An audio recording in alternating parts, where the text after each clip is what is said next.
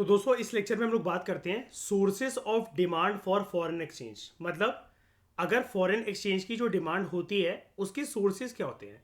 Now this is very interesting thing.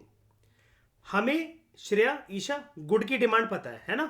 Good की demand आती है, भाई मुझे सेटिस्फैक्शन चाहिए, मुझे रोजमर्रा के जीवन के अंदर 100 चीज़ों की आवश्यकता पड़ती है ना, किसी को भी पड़ती है।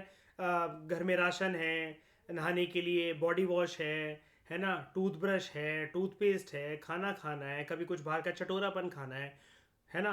अब जो है मुझे ऑनलाइन क्लासेस करनी है, मुझे कैब बुक करनी है, मुझे जो है घर में मेरी लिफ्ट लगी हुई है वो यूज़ करनी है, तो मैं गुड्स और सर्विसेज रोज़मर्रा के जीवन में यूज़ करता हूँ। तो Shreya this is but obvious topic के मेरी जो डिमांड है गुड्स एंड सर्विसेज को लेकर तो होती है, उसके अलग अलग सोर्सेज होते हैं, वो तो मैं आराम से आंसर भी कर सकता हूँ, ठीक है। लेकिन what are the sources of the demand for foreign exchange, यानी कि एक देश के नागरिकों की एक इच्छा है, एक चाहत है कि वो दूसरे देश की करेंसी को सीक कर रहे हैं, राइट। यही है ना इसका मतलब। तो इसके सोर्सेज क्या है, मतलब ये सोर्सेज इन द सेंस कि ये जो है फॉरेन करेंसी आएगी कैसे उनके पास, चलो देखते हैं। सबसे पहले एक बेसिक इंट्रोडक्शन। राइटर आपसे कह रहा है कि याद रखो हर एक जो देश है, हर एक जो देश है, it makes foreign transaction in good services and capital. Foreign transaction जो होते हैं गुड सर्विस एंड कैपिटल के अंदर, वो दो तरीके से होंगे। अगर आपके पास जो फॉरेक्स रिजर्व पड़ा हुआ है, या तो श्रेया वो देश से बाहर जाएगा या तो वो अंदर आएगा। अब इसका कहने का क्या मतलब है, जाएगा कब, जब हम इंपोर्ट करेंगे। आएगा कब ये फॉरेक्स रिजर्व, जब हम एक्सपोर्ट करेंगे, है ना। ये जो ट्रांजेक्शन्स है इनके लिए हमें किस चीज की आवश्यकता है, we require payment and receipt of foreign exchange. वही मैंने आपको बोला ना, रिसीट कब होगी, when we will do export. Payment कब करनी पड़ेगी, when we will do import. तो payment in foreign exchange causes demand for foreign exchange. ध्यान से समझना, आराम से शांत दिमाग से। फॉरेन एक्सचेंज की बिल्कुल, क्योंकि देखो अगर आप इंपोर्ट कर रहे हो, है ना, तो आपको पेमेंट करनी पड़ेगी। तो पेमेंट करनी पड़ेगी तो उसके लिए आपकी डिमांड क्रिएट हो जाएगी, यार काश और डॉलर होते, यार तो काश और सामान मंगवा लिया होता, काश और पाउंड होते तो ब्रिटेन से ये वाला और सामान हो जाता, है ना। ये चीज है, इसकी डिमांड क्रिएट होगी। अब अगर ये डिमांड क्रिएट हो रही है तो पर्सन के पास कहीं से फॉरेन एक्सचेंज आना भी तो चाहिए ना। अब वो कैसे आएगा, the following factors causes demand for foreign exchange, that is foreign exchange is demanded by domestic residents for the following reasons. मतलब हमें फॉरेन एक्सचेंज क्यों चाहिए। अगर इस देश में, हिंदुस्तान में कोई पर्सन ये कह रहा है यार मुझे डॉलर चाहिए थोड़े से, मुझे थोड़े से पाउंड स्टर्लिंग चाहिए, मुझे जो है जापानीज येन चाहिए, मुझे चाइनीज युआन चाहिए, मुझे सिंगापुरियन डॉलर चाहिए, मुझे ऑस्ट्रेलियन डॉलर चाहिए, तो वो पर्सन क्यों डिमांड कर रहा है फॉरेन एक्सचेंज की, है ठीक है। तो foreign exchange is demanded by domestic residents for the following reasons. Number one, अगर उसके पास करेंसी हो दूसरे देश की, तो वो दूसरे जिस देश की करेंसी को होल्ड कर रहा है, जितनी ज्यादा उसके पास करेंसी होगी वो वहां से गुड्स एंड सर्विसेज को परचेज कर सकता है। यानी कि अगर हमारे देश के नागरिकों के पास डोमेस्टिक रेसिडेंट मतलब हो गए इंडियंस, इंडियंस इंडियंस को अगर फॉरेन कंट्री से लाइक अमेरिका से कोई भी गुड्स एंड सर्विसेज अगर परचेज करने हैं, तो उसके लिए उसके लिए उन गुड्स एंड सर्विस को परचेज करने के लिए उनकी कौन सी डिमांड क्रिएट होगी, डॉलर, ठीक है। उसके बाद to purchase financial assets, like अगर हमें दूसरे कंट्री के गवर्नमेंट ऑफर्स के तहत बॉन्ड में या उनके शेयर मार्केट के अंदर इक्विटी शेयर्स में अगर हमें इन्वेस्ट करना है, तो इसके लिए भी हमें पैसा चाहिए, ठीक है, bye domestic residents in a foreign country. देखो वो अलग बात है, आजकल सिस्टम ऐसा है, आप ऑनलाइन इंडियन रुपी को यूज करके आप क्या कर सकते हो, आप डॉलर जो है वो परचेज कर लो, और उन डॉलर से फिर अमेरिकन स्टॉक मार्केट के अंदर एप्पल का शेयर, गूगल का शेयर, याहू का शेयर, मतलब ये सारी जितने भी है, टेस्ला वगैरह, मेटा, फेसबुक, आप इनके शेयर्स आराम से खरीद सकते हो। लेकिन बात तो वही है ना, आपको फाइनेंशियल एसेट अगर वो करने, परचेज करने हैं, आप अपने इंडियन रुपी को कन्वर्ट करवा रहे हो डॉलर में, ठीक है, ऑनलाइन। लेकिन अगर आपके पास पहले से ही डॉलर्स का अगर सेटअप होता तो आप फटाफट से इन्वेस्ट कर लेते, राइट? हाँ या ना?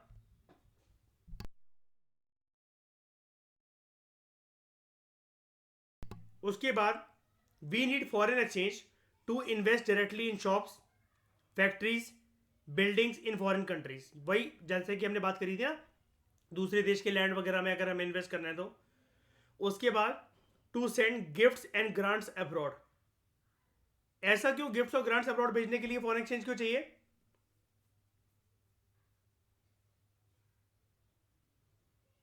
ऐसा क्यों? यार यहां से सामान आपका पार्सल होगा, हाँ यहां से सामान आपका पार्सल होगा अमेरिका के किसी घर में, किसी कॉलोनी में, किसी सोसाइटी में।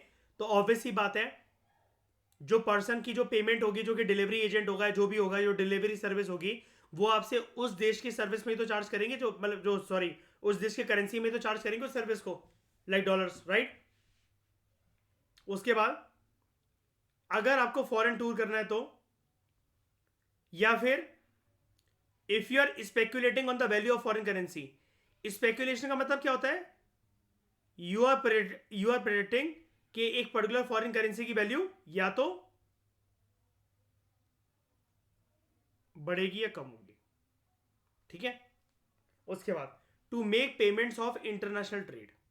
अब ये कौन कर सकता है? ये कॉर्पोरेट कंपनीज कर सकती हैं, एमएनसीज कर सकती हैं, ठीक है, कोई भी फर्म या फैक्ट्री कर सकती है, कोई इंडिविजुअल कर सकता है, कोई भी, ठीक है।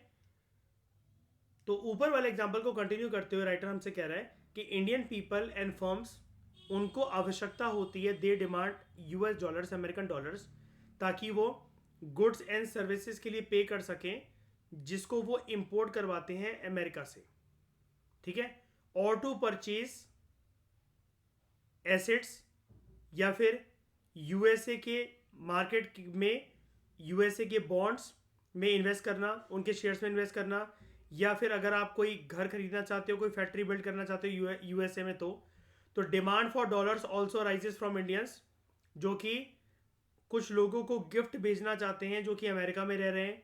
Similarly Indian students studying in USA और Indians travelling in USA, they require dollars to meet their education and travelling expenses. है कि नहीं? अगर मान लो कोई भी आपका रिश्तेदार, या फिर आप जो है किसी को पैसा भेजना चाह रहे हो जो कि अमेरिका के अंदर रह रहा है, तो आप उसको उसी फॉरेन करेंसी के हिसाब से भेजोगे ना। आप क्या 100 रुपये यहाँ से भेजकर कहोगे कि मैंने तेरे को $100 के बराबर भेज दिए पैसे, अब तू उसको यूज़ कर ले? ऐसा है क्या?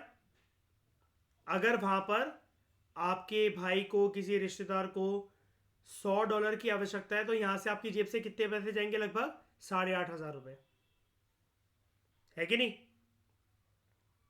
इन सब चीज़ों के लिए अगर हमारे पास बना बनाया सेटअप रेडी हो फॉरेन एक्सचेंज का, तो ईजी है ना फिर ये सारे काम करना, इन्वेस्ट करना, परचेज करना, ट्रैवल करना, किसी को गिफ्ट वगैरह भेजना, किसी को पैसे भेजना, है कि नहीं? ये सारी चीज़ें ईजी। और उसकी मार्केट के अंदर इन्वेस्ट करना, बॉन्ड्स या इक्विटी शेयर्स की फॉर्म में दूसरी कंट्रीज की। Clear?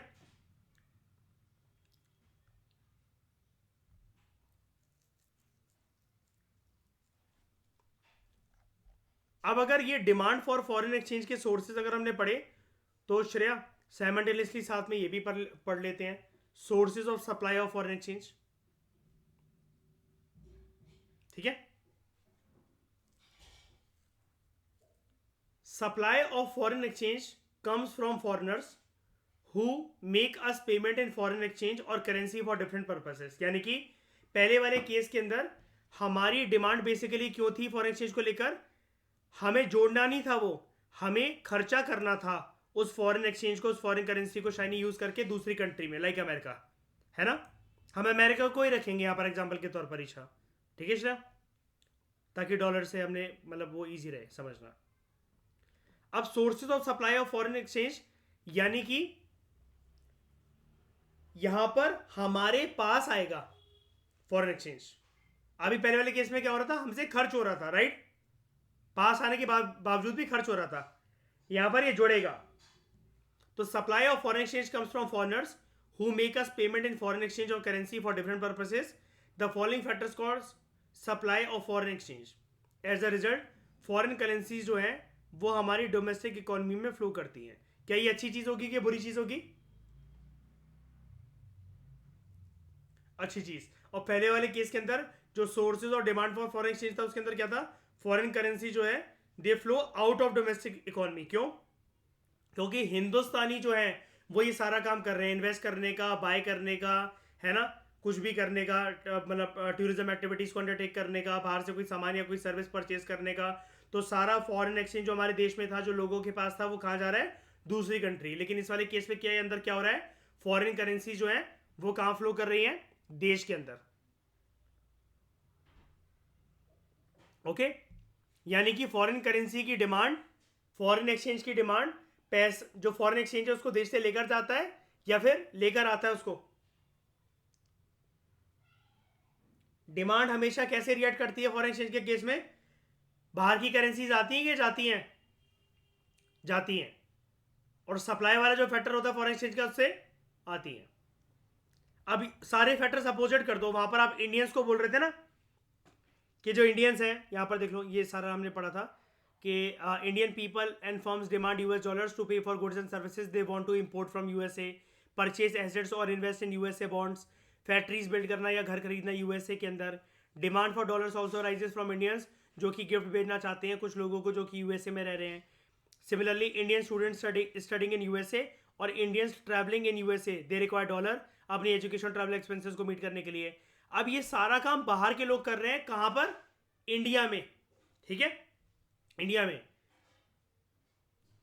When foreigners purchase home countries, home countries मतलब किसके परस्पेक्टिव से बोली जा रही है, हमारे परस्पेक्टिव से। When foreigners purchase India's goods and services through export, right, और एक्सपोर्ट कौन करेगा, बाय इंडिया। आप आराम से इसको ऐसा समझ जाओ, ये टेक्निकल इन्होंने लिख दिया ऐसा।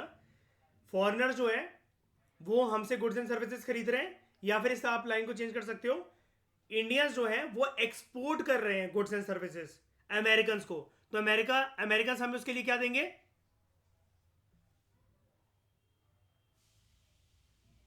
क्या देंगे, डॉलर देंगे। तो इनफ्लो होगा कि नहीं होगा फॉरेन एक्सचेंज का, फॉरेन करेंसी का? बिल्कुल होगा।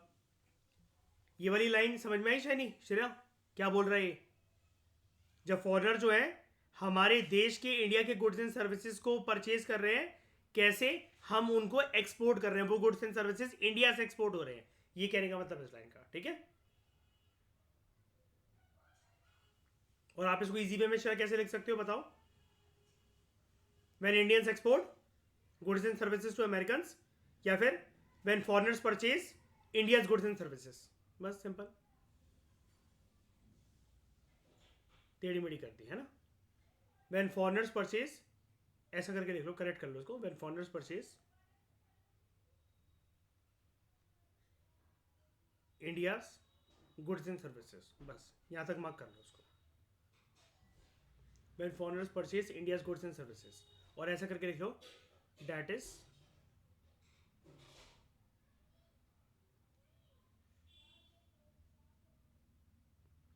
Indians are exporting goods and services. एक अब हो गई ना क्लियर बात ये, कि इंडियंस एक्सपोर्ट कर रहे हैं और बदले में क्या रिसीव कर रहे हैं, बदले में क्या रिसीव कर रहे हैं, डॉलर। उसके बाद when foreigners invest in bonds and equity shares of home country, American कहां इन्वेस्ट कर रहे हैं, बॉन्ड्स और इक्विटी में। किसकी बॉन्ड्स और इक्विटी में? इंडिया की स्टॉक मार्केट के अंदर और इंडियन गवर्नमेंट के बॉन्ड्स एंड सिक्योरिटीज में, ठीक है। अब देखो, हम जानते हैं बैलेंस ऑफ पेमेंट वाले चैप्टर के अंदर शाइनी, श्रेया, के ये जो पैसा इन्होंने जो दिया है लॉन्ग टर्म के अंदर, तो देखो वैसे ये डेबिट साइड ही जाएगा वैसे तो, है ना, हमें देना पड़ेगा उनको, इन इन्वेस्टेड अमाउंट को वापस करना पड़ेगा, है ना। लेकिन शॉर्ट टर्म के अंदर ये पैसा आ तो रहा है, कम से कम हम यूटिलाइज तो कर सकते हैं इस पैसे को, कि नहीं कर सकते हैं। और उनके कुछ जो डॉलर्स होंगे वो हमारे लिए बहुत कारगर साबित हो सकते हैं, बहुत इफेक्टिव साबित हो सकते हैं, राइट। उसके बाद when currency dealers and speculators cause flow of foreign currency in the domestic economy, जब करेंसी डीलर्स और जो स्पेकुलेटर्स हैं they cause flow of currency in the domestic economy, इसका मतलब क्या है, किसी भी स्पेकुलेशन की वजह से कि प्राइस बढ़ेगा या गिरेगा, इस हाइप की वजह से, जो एक हाइप बनी हुई है मार्केट के अंदर, उसकी वजह से पैसा बहुत ज़्यादा इंडिया में आ रहा है। मान लो कि कल को एक चीज़ हो गई, एक हाइप बन गई मार्केट के अंदर कि भारत की सरकार के कुछ पॉलिसी इनिशिएटिव्स की वजह से, पर्टिकुलर बॉन्ड का प्राइस, शेयर का प्राइस या आईएनआर का प्राइस बढ़ने वाला है, तो भर भर के लोग यहां पर क्या करेंगे, अपने पैसे को इन्वेस्ट कर देंगे। बन गया स्पेकुलेशन एंड हाइप। तो फॉरेन करेंसी फ्लो हो रही है कि नहीं हो रही है,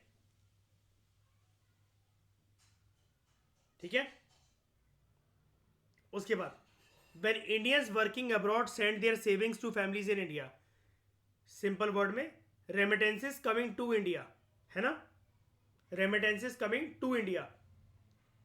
और जब अमेरिकन या बाहर के विदेशी लोग भारत में घूमने आए हैं अलग अलग जगह में, राजस्थान, गोवा, साउथ इंडिया, कश्मीर, कहीं पर भी,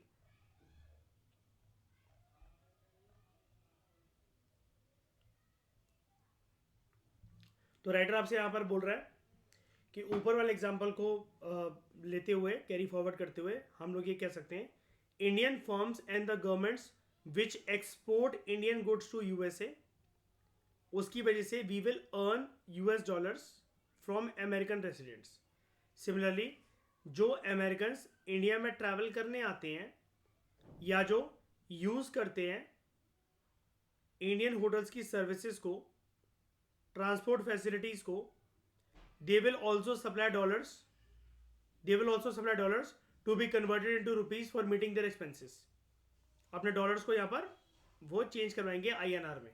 तो यानी कि हमारे पास फॉरेक्स रिजर्व बढ़ रहा है। अब आपने फॉरेनर्स को नहीं देखा क्या कि वो प्लेन से, एयरपोर्ट से इधर से उधर जा रहे होते हैं इंडिया को घूमने के लिए, शताब्दी में बैठे होते हैं, ट्रेन में बैठे होते हैं, रेलवे स्टेशन पर वेट कर रहे होते हैं, है ना। तो वो ये सब घूम कैसे रहे हैं, क्या वो हर एक जगह पर क्या डॉलर्स वेस्ट कर रहे हैं, अपने डॉलर्स खर्च कर रहे हैं? नहीं, बिल्कुल नहीं। वो अपने डॉलर्स को कन्वर्ट करवाते हैं अलग अलग जगह पर जाकर आईएनआर में, है ना। अगेन वो Indian companies and American companies और individuals who buy assets in India will also supply dollars. ऐसे मतलब उन्होंने यहाँ पर कोई लैंड खरीद लिया, किसी एक प्रॉपर्टी में कुछ इन्वेस्ट कर दिया अपना पैसा, ठीक है, या फिर कोई होटल बनवा लिया, जो भी है। Besides supply of dollars by Indians working in USA, supply of dollars by वो हिंदुस्तानी जो कि अमेरिका में वर्क कर रहे हैं, जिनको हम लोग कहेंगे remittances coming from USA, it also adds to the supply of US dollar. यानी कि सप्लाई वाला जो कंपोनेंट है वो हमारे देश में फॉरेक्स रिजर्व को बढ़ाता है कि कम करता है? बढ़ाता है। और डिमांड वाला जो कंपोनेंट है वो कम करता है।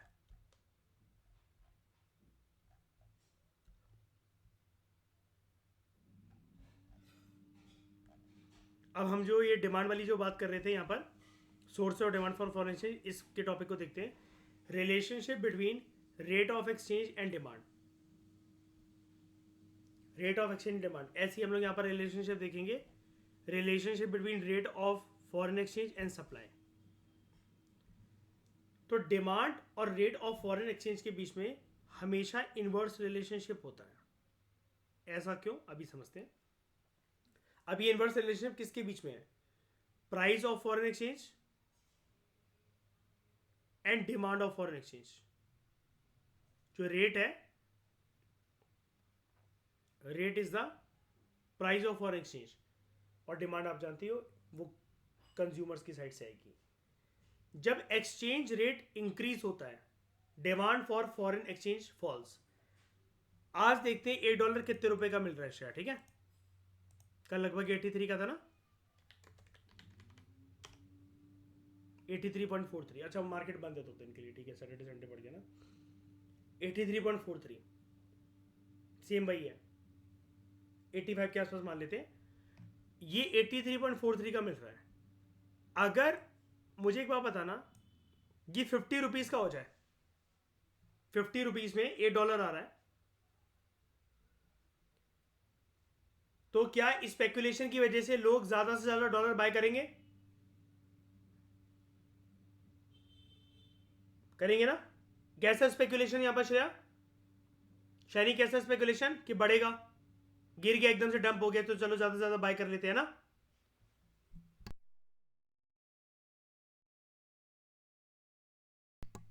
और अगर यहीं पर ये 100 रुपीज हो जाए तो वी विल बी इनकरेज और डिस्करेज टू बाय. डिस्करेज हम नहीं करेंगे, बल्कि जो पड़ा भी होगा उसको भी सेल कर देंगे कि बहुत अच्छा रेट मिल रहा है ना.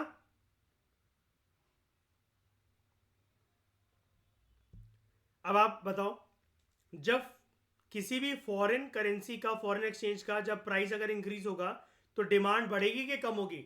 डॉलर 50 रुपए का जब होगा तब लोग ज्यादा खरीदेंगे, 100 रुपए का हो जाएगा तब खरीदेंगे? 50 रुपए का. तो यानी कि बढ़ते हुए प्राइस के साथ जो फॉरेक्स की डिमांड होती है वो कैसी होती है? कम हो जाती है. व्हेन एक्सचेंज रेट राइजेस, यानी कि price of foreign exchange rises, demand for foreign exchange falls. And when exchange rate of foreign currency falls, its demand rises. कुल मिलाकर बात ये क्या कहना चाह रहा है? प्राइस और डिमांड के बीच में कैसा रिलेशनशिप होता है when it comes to foreign exchange? Inverse relationship. That is why demand curve for foreign exchange becomes downward sloping, जो कि सिग्निफाई करता है इनवर्स रिलेशनशिप को. जैसे लॉ ऑफ डिमांड के बीच में भी यही होता है ना, जब प्राइस जब होता है कमोडिटी का, जब वो बढ़ता है तो डिमांड कम होती है ना, तो उसका भी जो ग्राफ बनता है वो कैसा बनता है? Curve, demand curve, downward sloping. Figure 5.1. Yes, ये है एक पर्टिकुलर क्वांटिटी ऑफ $, ये है इसका प्राइस. ठीक है, और ये है इसकी ओरिजिनल डिमांड.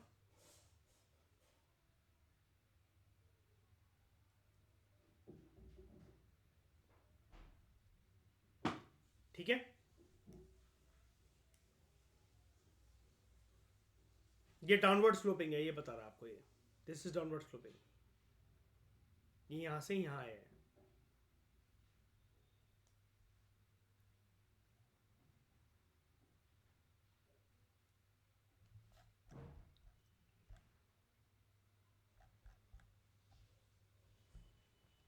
अब हम इसकी तरफ बात करते हैं. Relationship between rate of foreign exchange and supply. There is direct relationship between price of foreign exchange and supply of foreign exchange. When exchange rate rises, supply of foreign exchange also rises and vice versa. जैसे कि श्रेया, जब मैंने कल P2P transaction करी तो मैंने वहां पर मेरे पास ऑप्शन थे ना, जो कि मेरा डॉलर खरीदने को तैयार थे 86 रुपीज पर, 88 वाले पर, लेकिन मैंने किसको बेचा?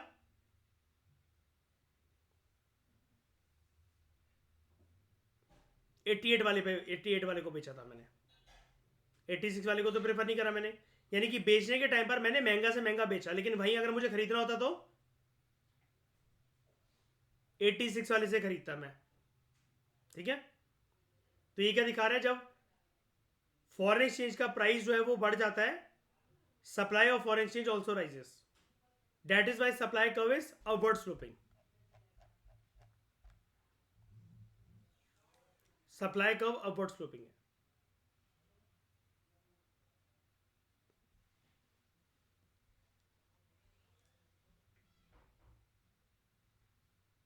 और जिस जगह पर किसी भी चीज के डिमांड और सप्लाई कर्व अगर मीट करते हैं वो पॉइंट क्या बनता है? Point of equilibrium. That is point of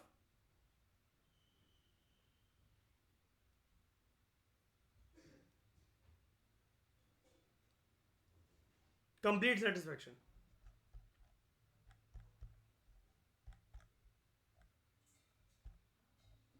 उसके बाद what are the reasons for increase in demand when price of foreign currency falls. यानी कि ये बेसिकली हमें क्या कह रहा है कि रीजन क्या है इसके इनवर्स रिलेशनशिप के, ठीक है, कि अगर प्राइस अगर किसी फॉरेक्स का गिर जाए, अमेरिकन डॉलर का सस्ता हो जाए, उसकी डिमांड क्यों बढ़ जाती है? देखो इसका रीजन तो यही है श्रेया कि ये सारी एक्टिविटीज जो है फ्यूचर में कभी ना कभी तो करनी पड़ेगी किसी कंपनी को या इंडिविजुअल को। तो अभी अगर सस्ता मिल रहा है डॉलर तो बचा के रख लो उसको, है कि नहीं? क्यों ना ले? तो reasons for rise in demand of for foreign currency when its price falls are: when price of foreign currency falls, when price of foreign currency falls,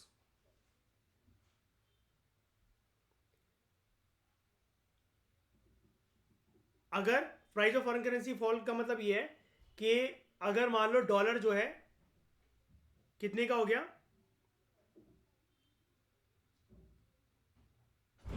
50 रुपए खर्च करके $1 आ रहा है। दूसरा केस 90 रुपीज खर्च करके $1 आ रहा है। आप इंकरेज कहां पर हो? पहले ये बताओ इस सिचुएशन में 50 पे। उससे होगा क्या? इंपोर्ट जो होगा from that country becomes cheaper. आप जो कोई भी $1 का सामान अमेरिका से मंगवाना चाह रहे थे तो पहले कितने का पड़ रहा था आपको? 90 रुपए का। अब कितने का पड़ रहा है? 50 रुपए का। इंपोर्ट बढ़ेगा कि नहीं बढ़ेगा? है ना, बढ़ेगा ना। फॉर एग्जाम्पल व्हेन प्राइस या फिर एक्सचेंज रेट ऑफ $1 फॉल्स, अगर वो 50 से 45 रुपए हो गया, it means less rupees are required to buy $1 worth of goods from USA. So imports increase and hence demand for foreign currency rises.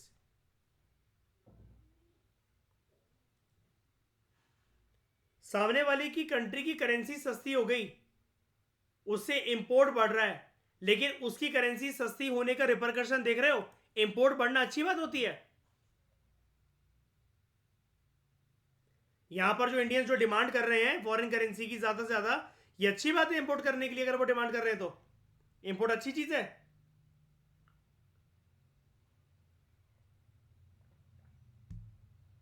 American के पास भले ही 90 रुपए की जगह शायद 50 रुपए जा रहे हैं, लेकिन जा तो उन्हीं के पास रहे हैं, है कि नहीं?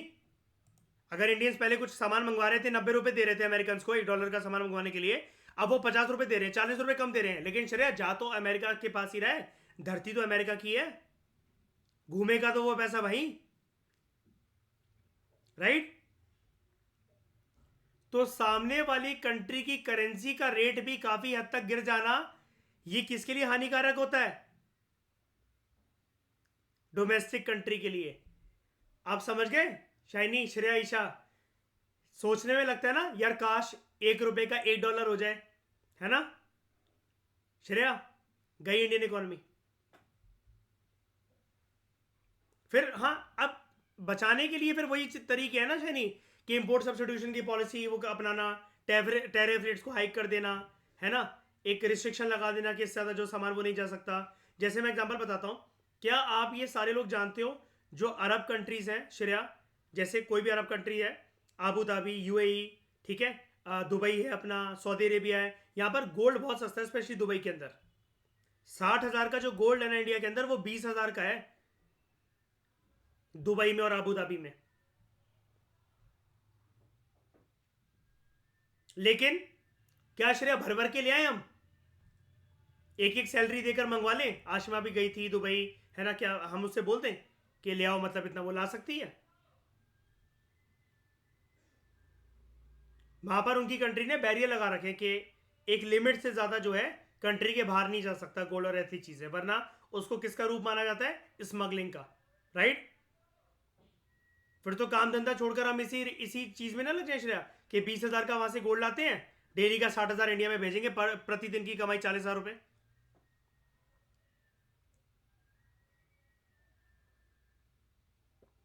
ठीक है, तो अब मुझे आप बताओ, एक कंट्री की करेंसी, फॉरेन किसी भी फॉरेन कंट्री की currency as compare to our domestic currency, वो अगर बहुत ज्यादा गिर जाए, क्या ये अच्छी चीज है क्या? नहीं, क्योंकि इससे क्या, कौन सा रिपरकशन पैदा होगा? सबसे पहले तो इंपोर्ट बढ़ेगा, और इंपोर्ट की वजह से क्या होगा? सामान तो हमारे देश में आ जाएगा, सामान तो हमारे देश में आ जाएगा, लेकिन करेंसी आउटफ्लो होगा।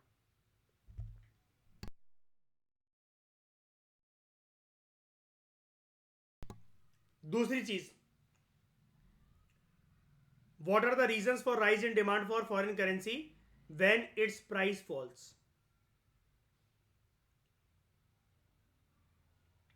Secondly, when foreign currency becomes cheaper in terms of domestic currency, it promotes tourism to that country. अब श्रेया, 90 रुपए का, 90 रुपए के हिसाब से $1 मिल रहा था हमें, अब 50 रुपए के हिसाब से मिल रहा है। अगर हम प्लान ये बना ही रहे हैं अमेरिका घूमने का, तो अभी बेस्ट टाइम नहीं है अमेरिका घूमने का? बताना जरा, अगर 50 रुपए का हो गया डॉलर तो कम पैसा लगेगा ना? तो ये चीज होती है। लेकिन अगेन, टूरिज्म कहां प्रमोट हो रहा है? कहां पर? अमेरिका में। तो फायदा इससे किसका होगा? क्योंकि जब हम पैसे लेकर जाएंगे तो खर्चा भी करेंगे, ये सामान खरीद लेते हैं सस्ता हो गया है, फोन खरीद लेते हैं सस्ता हो गया है ना, खा पी लेते हैं सस्ता हो गया है, लेकिन हम वो पूरा पैसा सस्ते सस्ते के चक्कर में, अपने खुद को सेटिस्फाई करने के चक्कर में कहां देकर आ रहे हैं? कहां देकर आ रहे हैं? America. Therefore demand for that foreign currency rises. लेकिन इन दोनों केसेस में अगर मैं इसकी कंक्लूजन निकालूं, फायदा किसको हुआ? फायदा किसको हुआ? फॉरेन कंट्री को, ठीक है, अमेरिका को। तो secondly, when foreign currency becomes cheaper, तो टूरिज्म उसके उनके सामने वाले के देश में प्रमोट होगा, और अगेन फॉरेन करेंसी जब चीपर हो जाती है तो इंपोर्ट जो है हम उस कंट्री से ज़्यादा मंगवाने लग जाते हैं। अगेन गुड्स तो यहाँ पर आ जाते हैं, लेकिन पैसा हम यहाँ पर जा रहा है। दोनों केसेस के अंदर फायदा किसका हो रहा है? अमेरिका का हो रहा है, क्योंकि पैसा हिंदुस्तानियों की जेब से निकलकर कहां पर जा रहा है?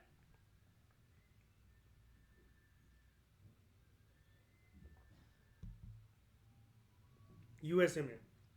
तो आपको नहीं लगता ईशा, हम इससे ऐसा नहीं कह सकते क्या श्रेया, कि हमें हमारी कंट्री की करेंसी को और सामने वाले की कंट्री की करेंसी को बैलेंस करने की बहुत ज्यादा आवश्यकता है? दोनों कंट्रीज को, मतलब ये उनकी जिम्मेदारी बनती है। इस केस में एक कंट्री का भारी नुकसान हो सकता है अगर फॉरेन करेंसी की वैल्यू बहुत ज्यादा अप एंड डाउन हो जाए तो, है कि नहीं श्रेया? इसलिए इस वैल्यू को पैक करके रखना बहुत जरूरी है कि नहीं है? मतलब हल्का फुल्का फर्क आए तो आए, कुछ पॉइंट्स का, है ना, लेकिन बहुत ज्यादा, अब कल को ये जैसे डॉलर है अभी जो गूगल दिखा रहा है 83 का चल रहा है समथिंग लाइक, लेकिन ये 200 300 हो जाए तो इससे इकोनॉमी तक क्रैश कर सकती है कि नहीं कर सकती है?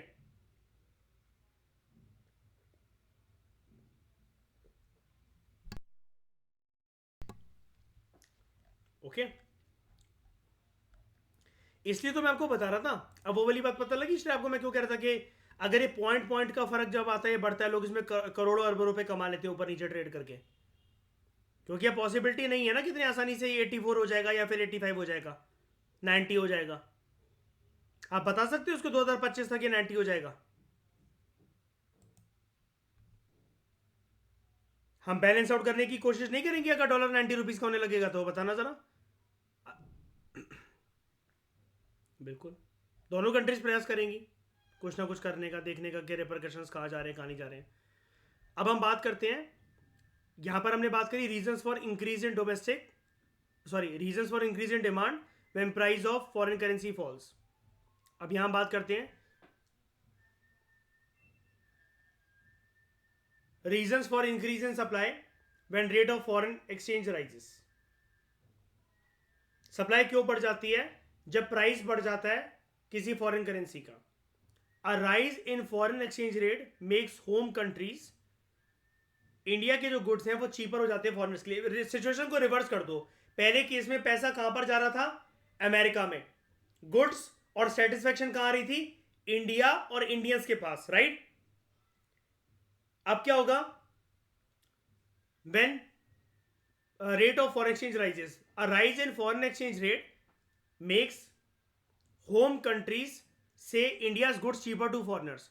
उनकी कंट्री की करेंसी की वैल्यू बढ़ गई है, जैसे मतलब मान लो वो अमेरिकन डॉलर हो गया 100 रुपए का, लेकिन इंडिया जो है, इंडिया की करेंसी जो है वो भी यहीं खड़ी हुई है कि हमें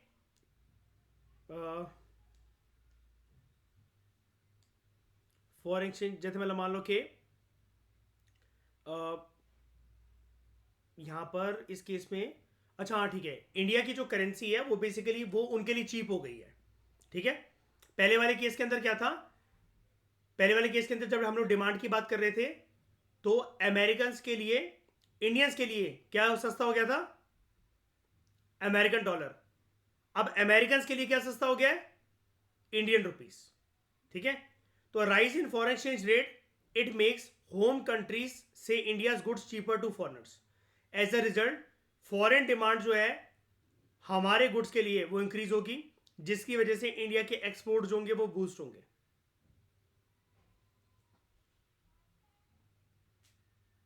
ठीक है, वो बूस्ट होंगे। This brings a greater supply of foreign exchange. इसकी वजह से हमारे देश में फॉरेन एक्सचेंज बहुत ज्यादा आएगा, क्योंकि गुड्स तो उनके पास चले जाएंगे, लेकिन पैसा कहां पर आएगा? पैसा कहां पर आएगा? हमारे पास आएगा, इंडिया में।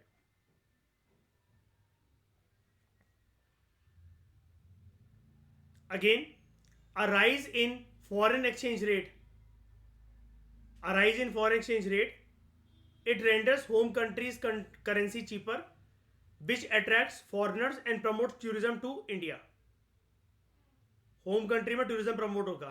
This also raises supply of foreign exchange, क्योंकि जो अमेरिकन, रशियंस, ऑस्ट्रेलियंस जो इंडिया आएंगे घूमने फिरने के लिए, वो यहाँ पर यहाँ का ट्रांसपोर्टेशन सर्विस यूज करेंगे, होटल सर्विस यूज करेंगे, अलग अलग जगह पर जाकर रहेंगे, खाएंगे पिएंगे, शॉपिंग करेंगे। वो पैसा घूमेगा कहां?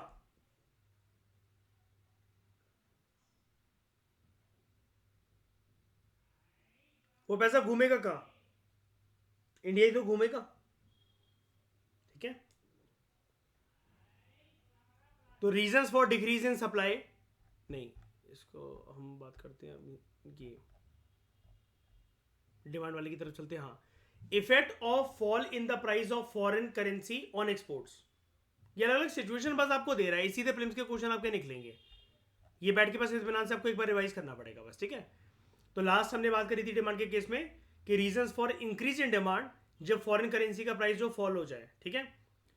तो ऐसा क्यों होता है? ताकि इंपोर्ट जो है वो बढ़ जाते हैं और हम लोग इंपोर्ट करवाने लगते हैं, क्योंकि अमेरिकन गुड्स जो होते हैं वो हमारे सस्ते हो गए होते हैं, और टूरिज्म भी प्रमोट हो सकता है, बिकॉज अमेरिका में जाना अब सस्ता पड़ रहा है लोगों को, ठीक है। लेकिन दोनों ही केस में जो करेंसी है, जो फायदा है वो अमेरिका को पहुंचेगा, हमें मिलेगा सिर्फ satisfaction of goods and services. फिर हम बात करते हैं effect of fall in the price of foreign currency on exports. अगर फॉरेन करेंसी सस्ती होने लग जाए तो एक्सपोर्ट के ऊपर क्या फर्क होता है? इंपोर्ट के साथ क्या हो रहा था? इंपोर्ट के साथ क्या हो रहा था? जब फॉरेन करेंसी का प्राइस अगर गिर रहा था तो इंपोर्ट के साथ क्या हो रहा था? इंपोर्ट बढ़ रहा था, इंक्रीज हो रहा था। एक्सपोर्ट के साथ देखते हैं, when price of foreign currency falls it has negative effect on exports of home country, ठीक है। Its reason is that foreigner buyers will have to pay more foreign currency for buying the same good from home country. Home country मतलब यहाँ पर India को बोला जा रहा है. Hence foreigners will buy less and exports of home country will fall. अगर import बढ़ रहा है तो एक्सपोर्ट क्या होगा, कम हो जा रहा है यहाँ पर. इसका नेगेटिव इफेक्ट है. ठीक है, अगर फॉरेन करेंसी जो है वो गिरने लग जाए तो यहां से जो हमारे देश से जो एक्सपोर्ट होगा वो कम होने लग जाएगा. उसका रीजन क्या है, उनको ज्यादा पैसे पे करने पड़ेंगे. ज्यादा पैसे पे करने पड़ेंगे. जैसे $1 ₹90. अब वो मान लो कि ₹45 का हो गया है, तो सेम गुड को परचेज करने के लिए अब उनको कितने डॉलर खर्च करने पड़ेंगे, $2. महंगा हो गया ना उनके लिए सब कुछ. एक्सपोर्ट डिस्करेज होगा, वो खरीदेंगे नहीं. एक्सपोर्ट डिस्करेज क्यों हो रहा है, गलती हमारी नहीं है. गलती क्या है कि अमेरिकन के पास क्या नहीं रही है, कौन सी पावर, परचेजिंग पावर. उनको ज्यादा अपनी जेब ढीली करनी पड़ रही है same quantity of goods and services को परचेज करने के लिए. राइट, ठीक है. तो foreign buyers will have to pay more foreign currency for buying the same goods from home country. Hence foreigners will buy less and exports of home country will fall. Remember, fall in exchange rate means that country has to pay less to buy 1 unit of foreign exchange worth of goods from abroad. वो ये कह रहा है आपसे, ये याद रखना, American के लिए इंडिया से सामान मंगवाना महंगा हो गया है, लेकिन इंडियंस के लिए अमेरिका से सामान मंगवाना सस्ता हो गया है. क्यों, because country has to pay less to buy 1 unit of foreign exchange worth of goods from abroad.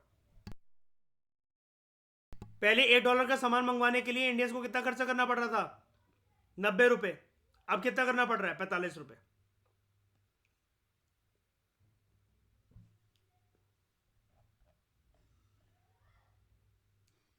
फिर हम यहां देखते हैं reasons for decrease in supply when price of foreign currency falls. जब प्राइस फॉल होना है फॉरेन करेंसी का तो सप्लाई भी जो है वो भी कम होगी, क्योंकि दोनों के बीच में कैसा रिलेशनशिप होता है, डायरेक्ट. तो when price of foreign currency false,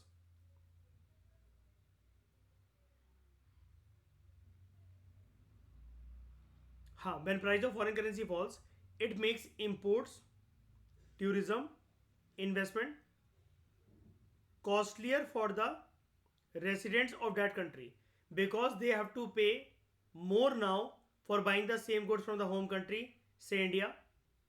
Therefore supply of foreign currency falls. उनको ज्यादा पैसे पे करने पड़ेंगे तो वो डिस्करेज हो जाएंगे. वो इंपोर्ट वगैरह, टूरिज्म वगैरह ये सब नहीं करेंगे.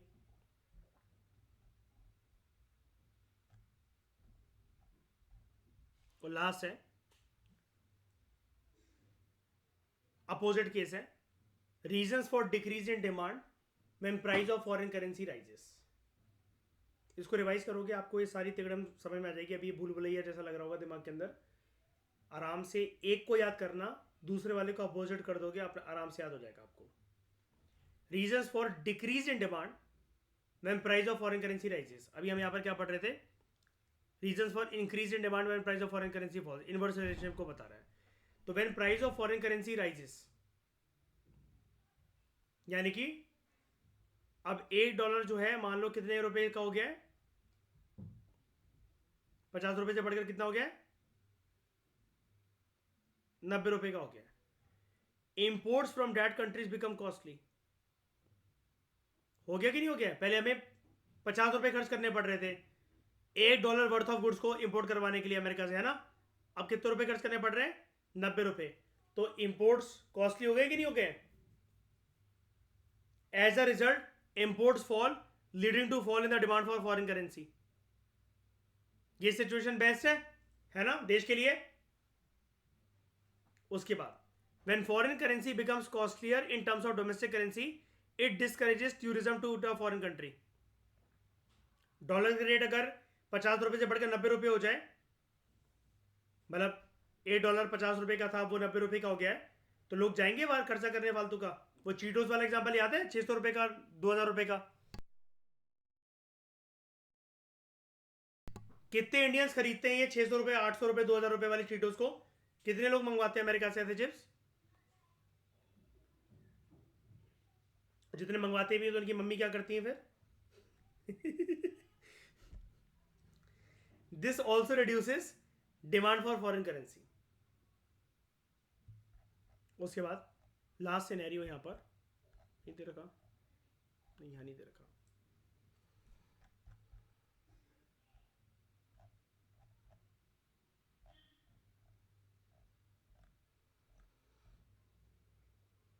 ठीक है। ये वाली बात क्लियर हुई आप लोगों को अच्छे से? समझ में आया? Sources of demand for foreign exchange and source of supply of foreign exchange. तो इस डिस्कशन में दोस्तों फिलहाल इतना ही। Thank you very much for discussion.